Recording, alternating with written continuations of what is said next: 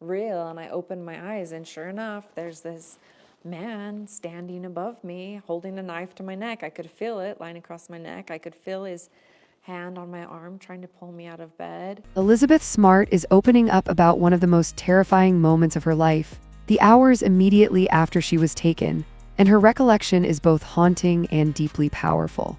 I shared a room with my younger sister, and we'd been reading the book Ella Enchanted together, and she was like, one more chapter, just one more chapter. And so I keep reading one more chapter, and I think it probably was about midnight when I had stopped reading. I looked over and she was asleep. And so that's when I put it down and went to bed. The next thing I remember was just hearing a voice, and it was a man's voice. And of course, hearing a man's voice in my bedroom, that wasn't normal, that wasn't allowed. And so I didn't immediately respond. So the voice repeated the same words again, saying, don't make a sound, I have a knife at your neck, get up and come with me.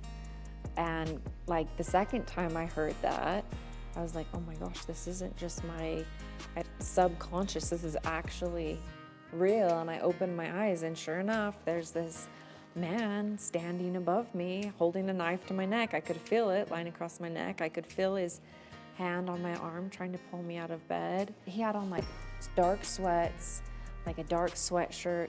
He had a hat on. He had a full, pretty big beard. And he just looked dark. He looked scary. I remember being absolutely terrified. I remember feeling like I didn't have a choice. I also remember feeling like, oh my gosh, I'm the big sister. My little sister's here next to me. As the big sister, I need to make sure she's okay. And if I don't do what he wants me to do, what's going to happen to her? So I remember just immediately getting up.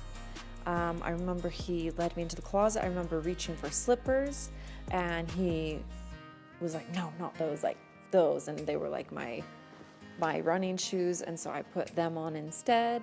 And then he led me out through the back of our house and up into the mountains. According to Smart, the reality of what was happening did not fully sink in at first.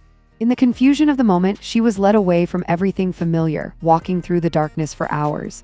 The night felt endless. With every step, fear slowly replaced disbelief. She remembers the silence, the uncertainty, and the growing awareness that she was no longer safe and no longer free. It was during those long hours of walking that the truth became impossible to ignore. Her life had suddenly changed forever.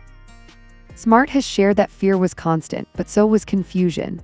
As a child, she struggled to understand why this was happening to her and what would come next. The world she knew, her family, her home, her sense of security, felt impossibly far away. The night air, the unfamiliar surroundings, and the emotional shock combined to create an overwhelming sense of isolation. Even then, she says, her mind was trying to survive the situation, clinging to small thoughts and instincts that helped her endure the unknown. What makes Smart's story especially impactful is not just the trauma she describes, but the honesty with which she reflects on it years later.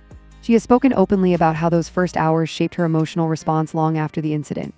Fear, she explains, does not disappear quickly. It lingers, reshaping how a person sees the world and themselves. Yet she also emphasizes that survival is not weakness, it is strength, even when it feels invisible at the time. Today, Elizabeth Smart uses her voice to educate others about trauma, resilience, and recovery. By revisiting the darkest moments of her past, she hopes to challenge harmful misconceptions about victims and shift the focus from blame to understanding. Her willingness to speak about those hours after she was taken is not about reliving pain, but about reclaiming her story. Smart's account is a reminder that trauma can begin in silence, in confusion, and in fear, but it does not have to define the rest of a person's life. Through courage, time, and support, survival can turn into purpose, and pain can become a powerful voice for change.